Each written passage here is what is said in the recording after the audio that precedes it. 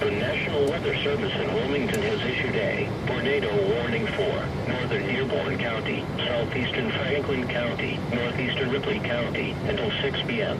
At 5:42 p.m., radar indicated a severe thunderstorm capable of producing a tornado located near Ballstown, moving east at 60 miles an hour.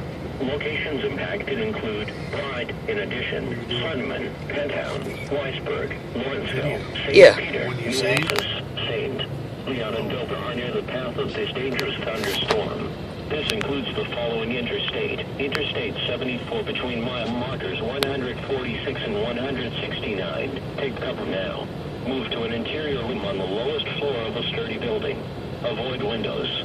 If in a mobile home, a vehicle, or outdoors, move to the closest substantial shelter and protect yourself from flying debris. To report severe weather, go to our website at weather.gov/ILN and submit your report via social media when you can do so safely.